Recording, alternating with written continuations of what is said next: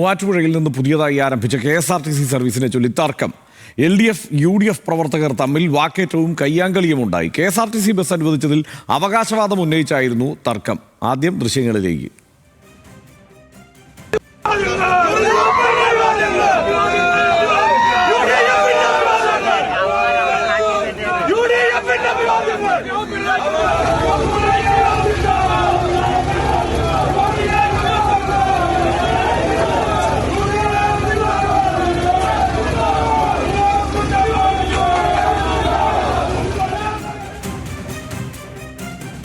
റഹീം ചേരുന്നുണ്ട്. അബ്ദുൾ റഹീം ഈ വാർത്തയുടെ വിശദാംശങ്ങളുമായി. റഹീം, ഇതിപ്പോൾ ആരുടെ KSRTC എന്നതാണോ തർക്കം?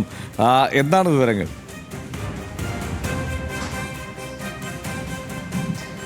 ഹർഷൻ, അത് തന്നെയാണ്. അതായത് മൂവാറ്റുപുഴയിൽ നിന്ന് കല്ലൂർക്കാട് വഴി തൊടുപുഴയിലേക്ക് ഉള്ള സർവീസ്, KSRTC സർവീസ്, ഈ വഴി KSRTC നേരത്തെ സർവീസ് നടത്തുന്നില്ല. അതുകൊണ്ട് പുതിയതായിട്ട് വന്ന സർവീസാണ്. അതിൽ അവകാശവാദം ഉന്നയിച്ചുകൊണ്ടാണ് LDF UDF പ്രവർത്തകർ തമ്മിൽ ഇന്ന് വാക്കേറ്റവും കയ്യാങ്കളിയും ഒക്കെ ഉണ്ടായത്.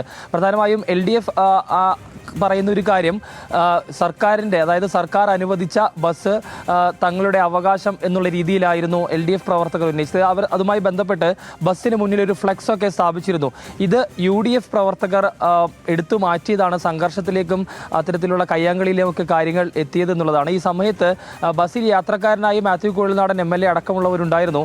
LDFിൻ്റെ ഭാഗത്തു നിന്നുണ്ടായത് അന്തസ്സില്ലാത്ത രാഷ്ട്രീയം എന്നുള്ളതായിരുന്നു MLAയുടെ പ്രതികരണം ഉണ്ടായത്. കാരണം അവകാശവാദം നമുക്ക് അറിയാം. അതായത് MLA പറയുന്നൊരു കാര്യം, സർക്കാർ ആരാണ് കേരളം ഭരിക്കുന്നതെന്നറിയാം, ഗതാഗത മന്ത്രി ആരാണെന്നറിയാം, പിന്നെ എന്തിനാണ് ഇത്തരത്തിലൊരു ഈ ഫ്ലെക്സ് ബോർഡൊക്കെ സ്ഥാപിച്ചുകൊണ്ടുള്ളൊരു കാര്യത്തിലേക്കൊക്കെ അങ്ങനെ ഇത്തരത്തിലൊരു അവകാശവാദം ഉന്നയിക്കേണ്ട ആവശ്യമുണ്ടോ എന്നുള്ളതൊക്കെ ആയിരുന്നു മാത്യു കുഴൽനാടൻ MLA ചോദിച്ചത്. ഏതായാലും ബസ് അനുവദിച്ചതിലുള്ള ഒരു തർക്കം, അല്ലെങ്കിൽ ബസ് ആരുടെ ബസ്സാണ് എന്നതിലൊരു അവകാശവാദം ഉന്നയിച്ചുള്ള തർക്കമാണ് ഇത്തരത്തിലുള്ള കയ്യാങ്കളിയിലേക്കൊക്കെ കലാശിച്ചതെന്നുള്ളതാണ്. ഹർഷൻ.